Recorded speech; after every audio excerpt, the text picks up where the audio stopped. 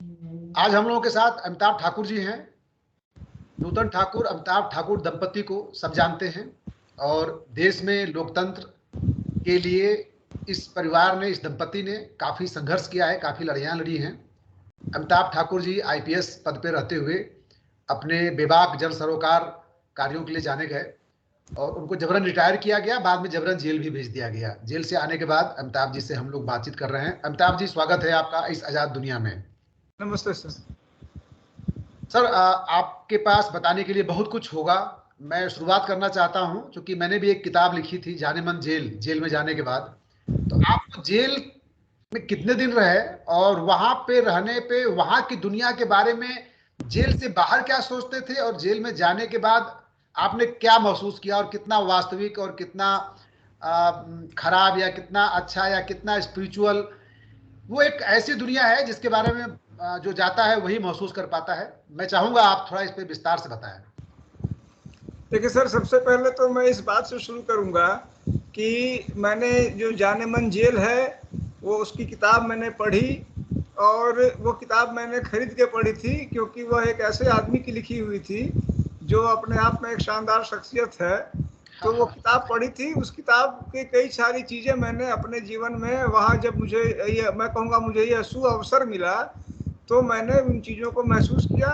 वह आदमी जिस जिस शानदार आदमी ने ये किताब लिखी है वो आदमी मुझसे मिलने आया भी था। उसने मुझे एक किताब भी दी थी, उस आदमी ने, यशवंत सिंह नाम है उनका।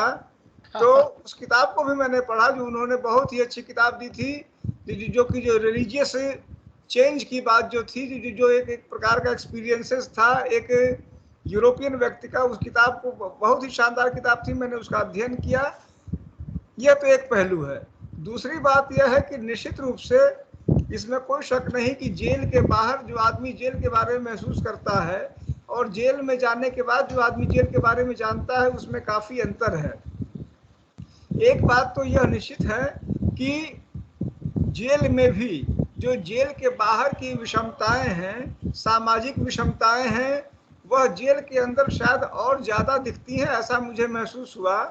क्योंकि जो भी व्यक्ति कहीं ना कहीं रसूखदार है, जेल उसके लिए एक बेहतर जगह है तुलनात्मक रूप से। जब तक, जैसे मान लीजिए मेरे जैसे व्यक्ति के साथ एक स्पेशल बात ये थी, मैं सामान्यतः रसूखदार तो माना ही जाऊंगा क्योंकि मैं एक अच्छी नौकरी में रहा, समाज में मैं अनजाना व्यक्ति नहीं हूँ, लेकिन मैं एक टारगेटेड व्यक्ति था तो मेरी बात अलग थी। लेकिन सामान्य तौर पे जो रसूखदार है, जिसके पास, जिसको हम लोग बिहार में अंटी बोलते हैं, मोटी अंटी है जिसके पास, जो पैसा खर्च कर सकता है, जेल उसके लिए तुलनात्मक रूप से अच्छी जगह है। क्योंकि मैंने जेल ही एक ऐसी जगह देखी आज के समय भी जहां खुलेआम 100 रुपया, 50 रुपया, 200, 500 आप ले सकते हैं और लोग मांगते हैं।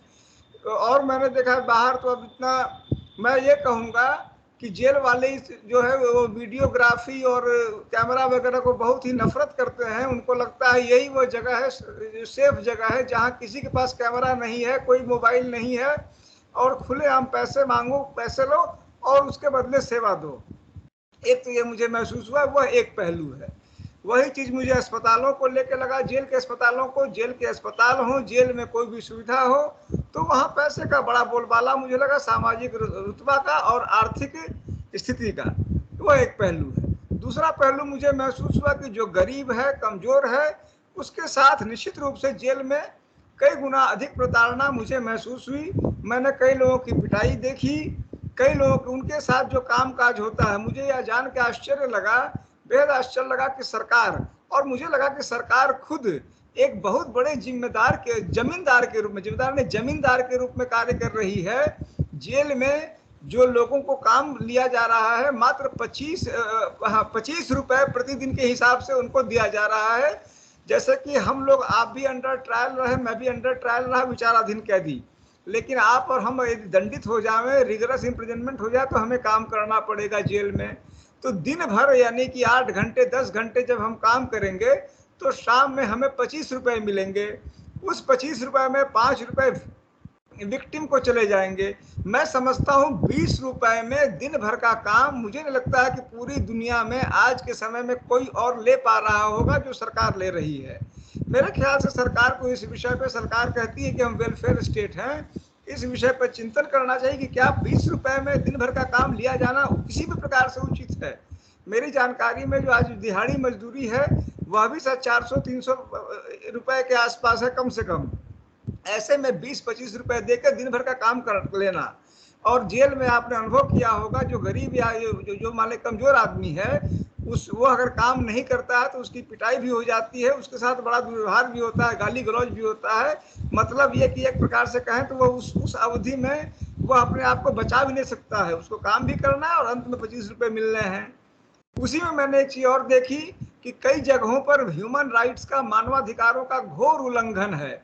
जैसे कई बार मैंने देखा कि जैसे लैट्रिन साफ करना होता है, जैसे नाला साफ करना होता है, कई बड़े कठिनाई के काम होते हैं। इन कामों को लेके न तो हैंड ग्लव्स हैं, न मुंह ढकने का सामान है, न पाँव में जूते हैं। इतने बदबूदार बज बजाते हुए नालियों में घुसना पड़ता है उन गरीब कैदियों को, दिन भर काम करना पड़ता है, 20 रुपए दिया जाता है। तो मैंने बल्कि चिट्ठियां भी लिखी, और मेरा आपका जो स्वभाव है, मुझसे और आपसे लोग ज्यादा खुश नहीं रह पाते, क्योंकि हम लोग ऐसी बातें कहने लगते हैं जो लोगों को उठपटांग लगती है।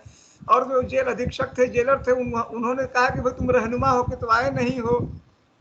मुझे अपने आप पे ये खराब लगता था कि जब तुम किसी से काम ले रहे हो, वह गरीब आदमी है, मतलब ये थोड़ी कि तुम उसको बदबूदार बज बजाते नाली में भेज दो बिना किसी इक्विपमेंट के, या खतरनाक कामों में लगा दो बिना किसी सेफ गार्ड के। वह भी एक बड़ी गंभीर स्थिति है। और तमाम कमियां मुझे लगी। मुझे ऐसा महसूस होता है कि जेल में जो ह्यूमन राइट्स हैं इंसानों के, उनको लेके मानवाधिकार, उनके मानवाधिकारों को लेके एक एक एक गंभीर प्रयास की जरूरत है।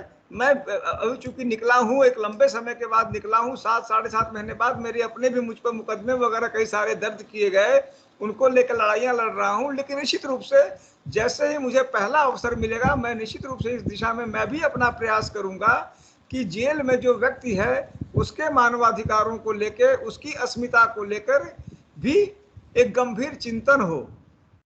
सुप्रीम कोर्ट ने कई बार कहा कि जो जेल चला गया, ऐसा नहीं कि उसके मानवाधिकार खत्म हो गए। लेकिन आपको यह जान के आश्चर्य होगा कि मुझे एक बार एक जेल में एक, जो आप ये बोलते हैं बंदी रक्षक बोलते हैं, हेड वार्डर बोलते हैं, उसने, मैंने कहा कि कोई बात हुई, वो मुझे तुम करा था, तुम ये करो, तुम वो करो। हमने कहा भाई साहब मैं भी सम्मानित व्यक्ति हूँ। तो उसने कहा काहे के सम्मानित हो साले, जेल में बंद हो तो सम्मानित काहे के हो। तो मैंने उनको कहा कि भैया कोई आदमी जेल में बंद हो गया तो अब सम्मानित होना बंद हो गया, ऐसा तो नहीं होता है। यह मुझे एक आम धारणा लगी कि जो जेल में चला गया उसका सम्मान, वो समझते हैं कि सम्मान खत्म हो गया, और जेल के लोग समझते हैं, बाहर वाले समझे न समझे, जेल वाले भी समझते हैं। इन बिंदुओं पर विचारण करने की जरूरत है।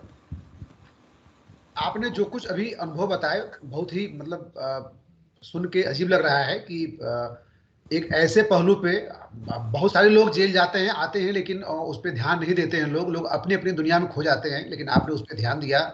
और एक बहुत बड़ा मुद्दा है कि हम जानते हैं कि जेल में भारी संख्या में ऐसे लोग हैं जिन पे, जो अपराधी नहीं है, निर्दोष हैं, लेकिन पुलिस ने अपने तरीके से उनको आरोप उन पे लगा के भेज दिया, या बड़े लोगों ने भेज दिया, और उनके साथ वहां जो जुल्म हो रहा है, अत्याचार हो जा रहा है, जो उत्पीड़न हो रहा है, ये इन सारे अनुभवों को क्या आप किताब के शक्ल देने पे विचार कर रहे हैं?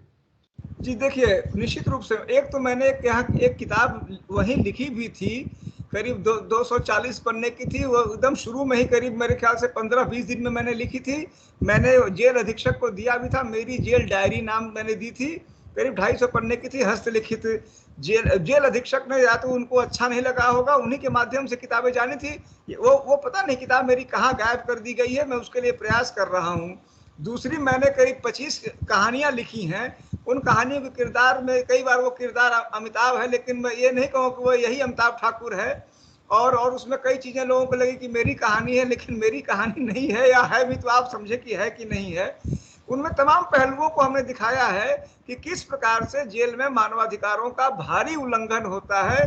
गरीब अमीर की खाई, जो आपने एक बहुत अच्छी बात कही कि अमीर और गरीब का अंतर जो बाहर में है, या कमजोर और रसूखदार का अंतर, उस अंतर का वहां ज्यादा कष्ट होता है। क्योंकि आपने एक और बहुत अच्छी बात आपने कही कि कई लोग ऐसे होते हैं, मैंने वहां कई किताबें पढ़ी, मैंने जवाहरलाल नेहरू की ऑटोबायोग्राफी पढ़ी उन्होंने, और मुझे बहुत आश्चर्य लगा ये जान के कि सन 1920-1930 में नेहरू जी ने जो बातें जेल के, यूपी की जेल के बारे में लिखी, वो लखनऊ में भी रहे थे, नैनी भी रहे थे, बरेली रहे थे, अल्मोड़ा रहे थे, उन्होंने जो जो बातें उस समय कही थी, वो सारी बातें मुझे लगता है लेश मात्र भी परिवर्तन नहीं हुआ। वो सारी बातें आज भी हैं, आज भी लंबरदार हैं। आपने खुद लंबरदार देखे होंगे, जिसको सर्किल ऑफिसर, जिसको कन्विक्ट ऑफिसर कहते हैं जेल मैनुअल में। लंबरदार कैसे इस्तेमाल किए जाते हैं, लंबरदार कैसे दूसरे कैदियों की पिटाई करते हैं, और डिवाइड एंड रूल, बांटो वाला जो सिद्धांत है, वह मुझे लगता है कि अंग्रेजों ने और कहीं सिखाया या नहीं सिखाया, जेल में जरूर सिखाया। मैंने जेल के जो बंदी रक्षक हैं या जेल के और अफसर हैं, उनको अपने हाथों से पिटाई करते नहीं देखा। वह लंबरदारों के माध्यम से ही कैदियों को पिटवाते हैं, जलील करते हैं, और छोटे छोटे लालच में लंबरदार दूसरे कैदियों के साथ मिसबिहेव करना, मारपीट करना, सारे गंदे कर्म करते हैं। तो डिवाइड एंड रूल भी मैंने देखा कि जेल में बहुत है, और मेरे और आपके जैसा ही लंबरदार जो खुद एक कैदी है, एक दूसरे कैदी की इज्जत के साथ जलालत मलालत कर रहा है। इन बातों पर भी चिंतन की जरूरत है। यही बात मुझे बड़ा आश्चर्य लगा था पढ़ के, जब जवाहरलाल नेहरू ने 1930-40 में लिखी थी। आज भी वह हालात है कि हमारा ही अपना साथी कैदी, जिसको मैं कह सकता हूँ, क्योंकि मेरी निगाह में तो साथी कैदी था, वही साथी कैदी आपकी हमारी जलालत करने से थोड़ा भी नहीं चूकता है। आप जब जेल के अंदर थे तो हम लोगों को सूचनाएं नूतन ठाकुर जी के जरिए मिला करती थी, जो कि आपकी वकील भी हैं और आपकी पत्नी भी हैं। तो उसमें कई ऐसे प्रकरण बताए गए कि आप आपका जो है वहाँ पे उत्पीड़न हो रहा है। तो वो किस फॉर्मेट में उत्पीड़न था, क्या होता था, थोड़ा उसके बारे में भी आप बताएं। देखिए सर, मेरा अपना जहाँ तक प्रश्न है, जैसा मैंने अभी बातचीत के क्रम में कहा था कि यदि मैं सिर्फ एक IAS अफसर रिटायर्ड रहा होता तो मेरे साथ कुछ नहीं होता। मैं बड़े आराम से जेल जाते ही, वहाँ का एक अस्पताल है, आपने तो जेल देखा, अस्पताल में मैं भर्ती हो जाता और मैं आराम से रहता। लेकिन मैं एक रिटायर्ड IPS के साथ साथ जिसको एक बवाली रिटायर्ड IPS अफसर था, एक जबरिया रिटायर्ड IPS अफसर हूँ, और स्वभावगत क्या हूँ आप और हम जानते हैं। आप क्या, जो एक आप आप एक्टिविस्ट हैं। मैं ये मानता हूं कि आप नौकरशाही में एक एक्टिविस्ट हैं। हर स्तंभ में, हर सिस्टम में, हर इंस्टीट्यूशन में कुछ लोग एक्टिविज्म लिए होते हैं, अपने सरोकार लिए होते हैं। तो हम सब लोग आपको एक एक्टिविस्ट मानते हैं। हाँ देखिए, आप वहाँ देखिए, जैसे आप हैं या मैं हूँ या हमारे आपके जैसे लोग हैं, तो हम लोग जानते हैं कि हम लोग सिस्टम के लिए काम कर रहे हैं। हमारा कोई निजी स्वार्थ नहीं और कोई निजी शत्रु भी नहीं है। कोई ये नहीं कि A और B और C मेरे शत्रु हैं या आपके शत्रु हैं। लेकिन व्यक्ति विशेष हमें और आपको अपने शत्रु मान लेते हैं, वो एक पहलू है।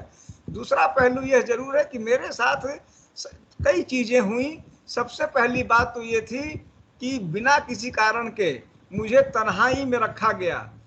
शुरू में जब मैं गया तो करीब 1-1.5 महीना बिल्कुल अकेला, मात्र एक और कैदी के साथ मुझे रखा गया, जिसकी कोई जरूरत नहीं थी। और एक आप इस बात का अनुभव कर सकते हैं कि एक बहुत बड़े हॉल में, जिसमें पूरे में पूर्ण वीरानापन हो, वहां मात्र एक ऐसे कैदी के साथ जिसको डायरेक्शन दिया गया हो कि मुझसे बातचीत भी न करे, दिन भर रहना, रात भर रहना, कितना अधिक डिप्रेसिंग होता होगा। उस चीज ने मेरे मन मस्तिष्क पर निश्चित रूप से नेगेटिव प्रभाव डाला था। और कहीं ना कहीं शाम होते होते एक गहन डिप्रेशन की भावना, एक कुंठा की भावना, खुद में दमित हो जाने की भावनाएं आने लगती थी। घबराहट तो नहीं कहूंगा, लेकिन अपने आप में एक बेहद उलझन सी होती थी। आप दिन दिन भर किसी से बात न कीजिए। तो एक तो यह मेथोडोलॉजी बहुत ही, जबकि मुझसे किसी को कोई खतरा नहीं था, फिर भी मुझे जानबूझ के तन्हाई में अकेले रखा गया।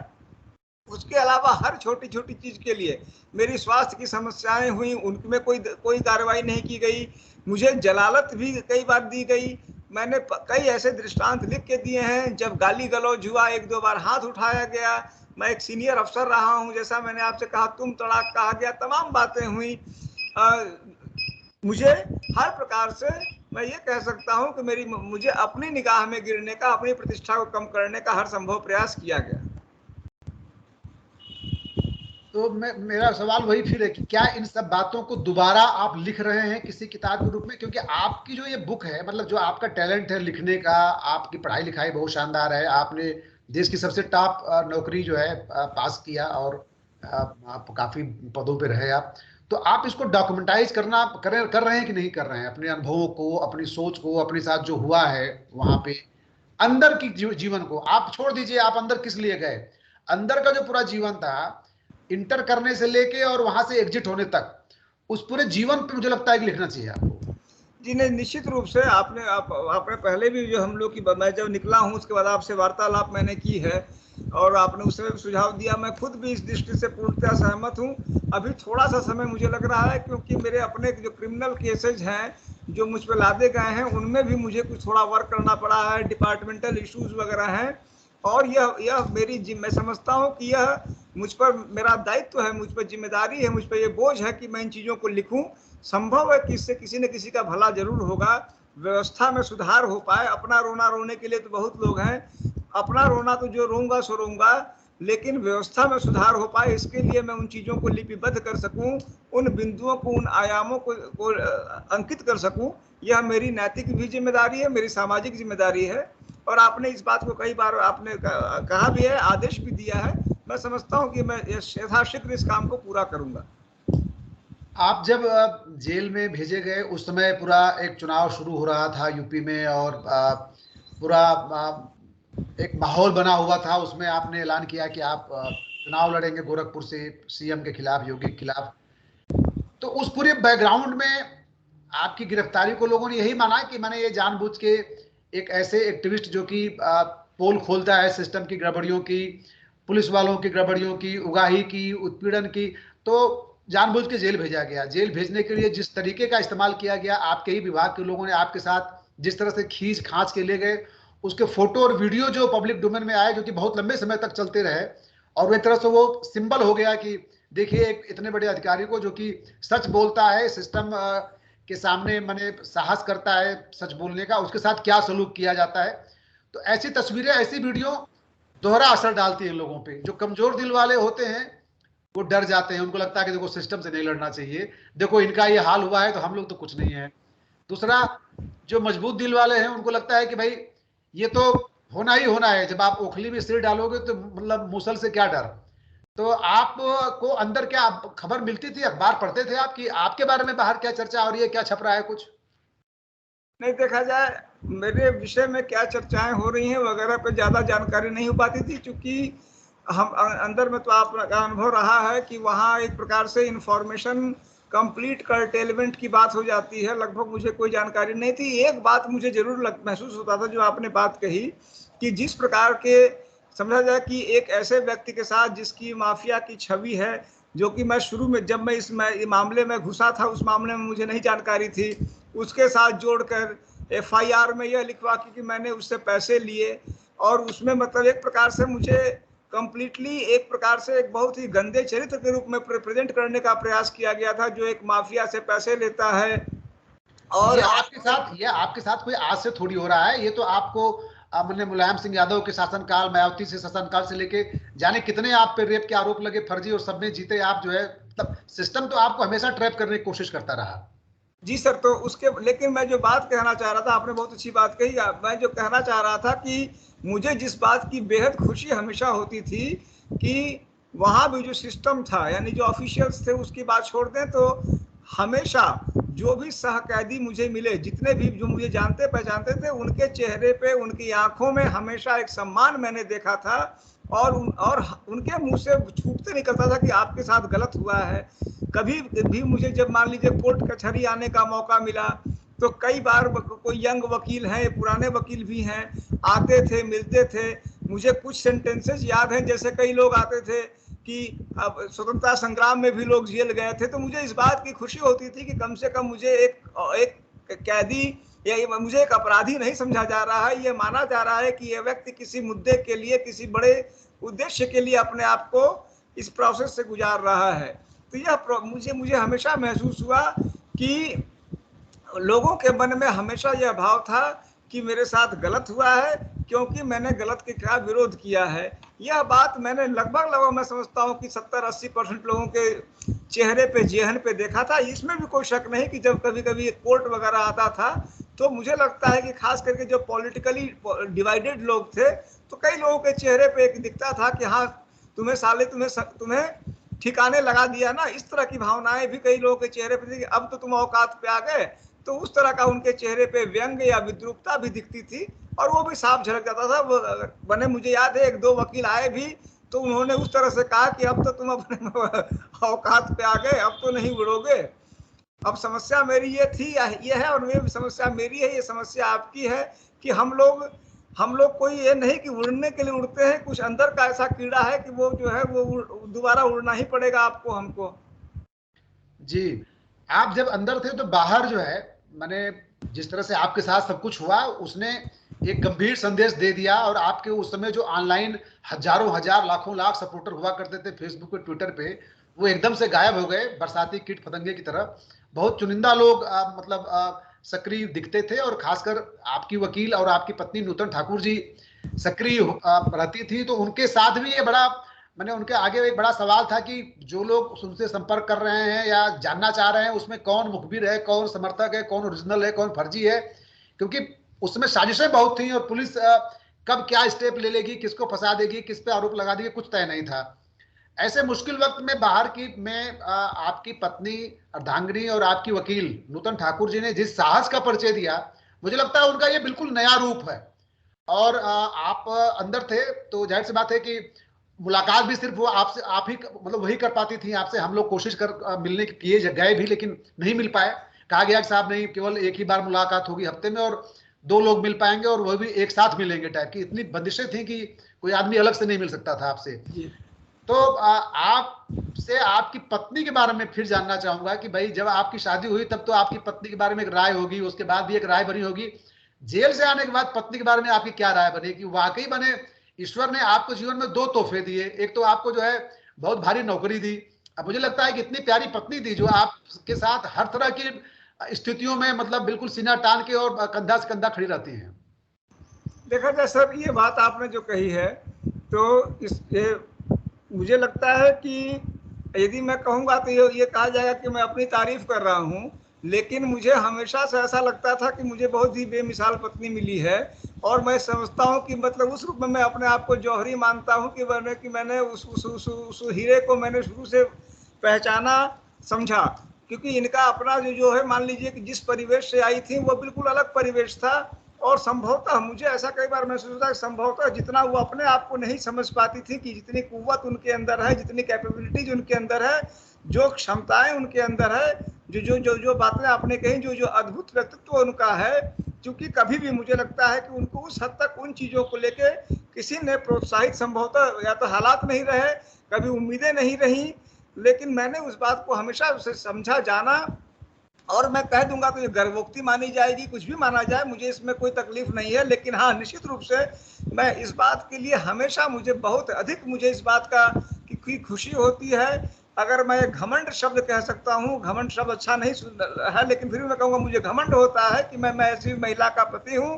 और उनके अंदर जिस ठोसपन के साथ, जिस गांधीर्य के साथ वो उन्होंने इस पूरे संदर्भ को संभाला, जब हालात वास्तव में बेकाबू हो गए थे। और जो आपने बातें कही कि एक एक व्यक्ति को चुना जा रहा था, मुझसे तमाम लोगों ने, जब मैं निकल के आया हूं तो बताया है कि कैसे उनसे फोन से पुलिस वाले बात करते थे कि भाई तुम कैसे अमिताभ ठाकुर को जानते हो, तुम अधिकार सेना में कैसे जुड़े हो, और क्या है, और तुम अपना ये क्या बोलते हैं बैंक अकाउंट दिखाओ, तो ये दिखाओ। जिस प्रकार से लोगों को भयाक्रांत किया गया उन स्थितियों में, एक ऐसी महिला ने जिन्होंने कभी ये सब न देखा था, न सोचा था, और न इसके लिए मुझसे उनके घर वालों ने, उन्होंने शादी की थी, उन्होंने सारे हालात देख के जिस प्रकार मेरे साथ रह रही हैं, पहले भी रहती थी, आज भी रही, और इतने कष्ट की स्थिति में रही आप। और लेकिन मैं एक चीज और कहूंगा साथ साथ कि उन्होंने इस दौरान उन्होंने भी पहचाना कि कौन अपना कौन पराया वाली बात है।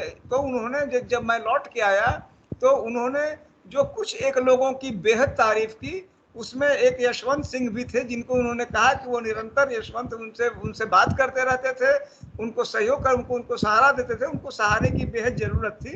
तो उन्होंने इस बात को समझा। हाँ, ऐसे लोग कुछ कम रहे, और मुझे लगता है कि ऐसा होता भी है शायद कि जब दुष्कर स्थितियों में कम ही लोग अपने साथ हो पाते हैं, उनमें नूतन ने जिस प्रकार से स्थितियों को संभाला, और आपके जैसे कुछ लोगों ने, आप निश्चित रूप से एक विरले व्यक्ति रहे हैं, जिस प्रकार से उनको सहयोग दिया, जिससे उनको संयम दिया, वह भी उनके लिए बहुत बड़ा एक मजबूत आधार रहा। वो दौर हम लोग महसूस करते हैं कि मैंने क्योंकि इस तरह का एक उत्पीड़न हमारे परिवार ने भी झेला है, और उसमें खासकर बच्चों और पत्नी के दिमाग पे एक थोड़ा असर होता है। तो उसमें आपके भी बच्चे माने करियर के उस मोड़ पे हैं जहाँ पे अब उनको सर्विस में जाना है या उनके अपने करियर को एक नया शेप देना है, तो वो भी थोड़े डरे हुए होंगे, जाहिर सी बात है। और भाभी उनकी भी चिंता करती थी, उनको भी वो लखनऊ से अलग रखे हुए थी कि वो अपनी अपनी जगहों पे रहें, ताकि ऐसा ना हो कि उन्हें टारगेट बना दिया जाए। तो मैं समझ सकता हूँ कि एक महिला जो कि केंद्र में है और उस पे चौतरफा दबाव है, जेल में गए पति को भी देखना है, बच्चों को भी देखना है, खुद को भी बचाए रखना है, कोर्ट भी हैंडल करना है, जज को भी समझ, जुडिशरी को भी समझना है, ब्यूरोक्रेसी को भी समझना है। तो मैंने मुझे लगता है कि इतने सारे तनाव दबाव में दूसरा कोई होता तो बिखर जाता, या फिर वो लगातार रोता ही रहता।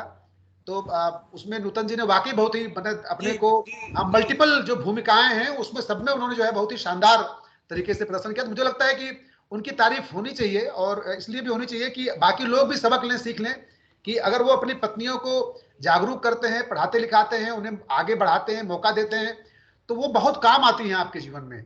सेकंड, नूतन भाभी पहले से ही बहुत पढ़ी लिखी और बड़े घर की हैं। मुझे लगता है कि वो उनका बैकग्राउंड थोड़ा बताइए कि वो किस परिवार की हैं, और आप किस बैकग्राउंड के रहे हैं, सोशल कैसे शादी हुई आप लोगों की। थोड़ा सा मुझे लगता है कि इस मौके पे आना चाहिए बाहर।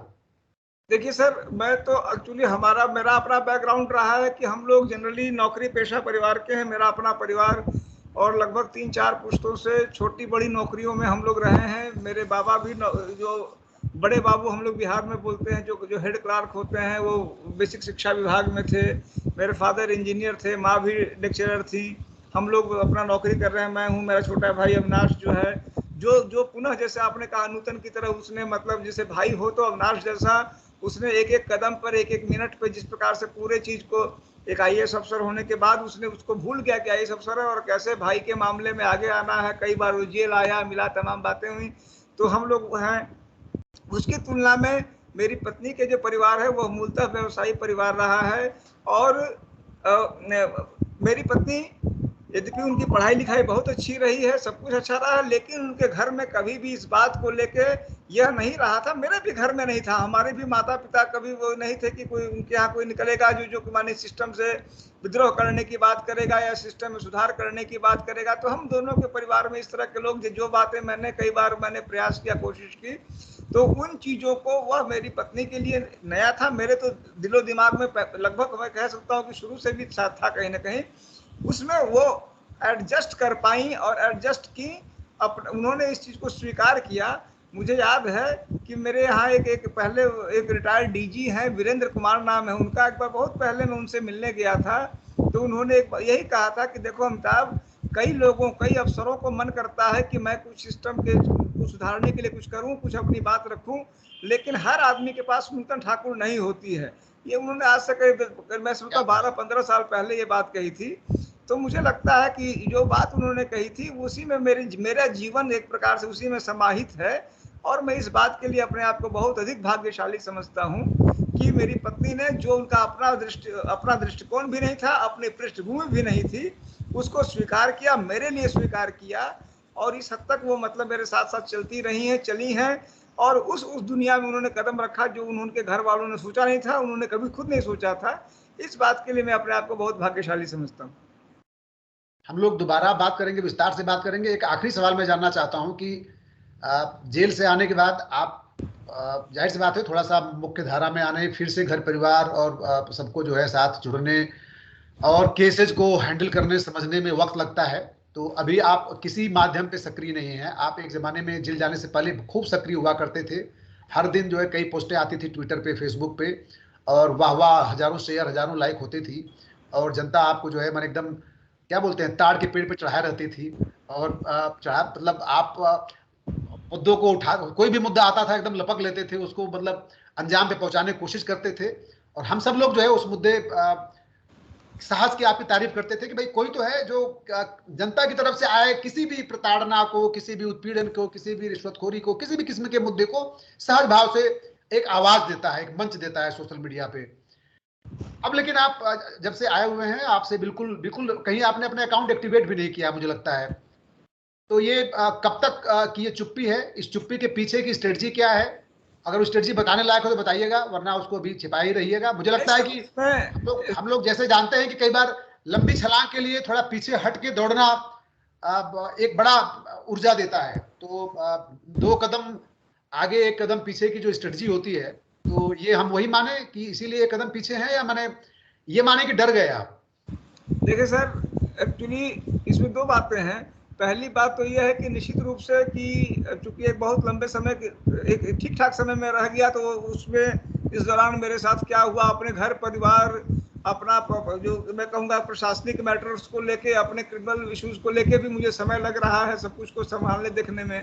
और दूसरा एक इशू ये आ जा रहा है, वहाँ भी वही बात आ रही है कि आज भी मेरा जो टेलीफोन है, मोबाइल फ़ोन है, वो थाना हजरतगंज में पड़ा हुआ है। मैं आप कभी कभी अगर आप जैसे बात करते हैं तो मेरी वाइफ के मोबाइल पर करना होता है। मेरे सारे फेसबुक सोशल अकाउंट्स, यहाँ तक कि बैंक अकाउंट्स, हर चीज़ मेरा उसी मोबाइल से फीड है, लिंक्ड है, आधार नंबर से लेके हर चीज़। तो वह भी मुझे बेहद कठिनाई, उस कारण मैं अपने सोशल अकाउंट्स को एक्टिवेट नहीं कर पा रहा हूँ।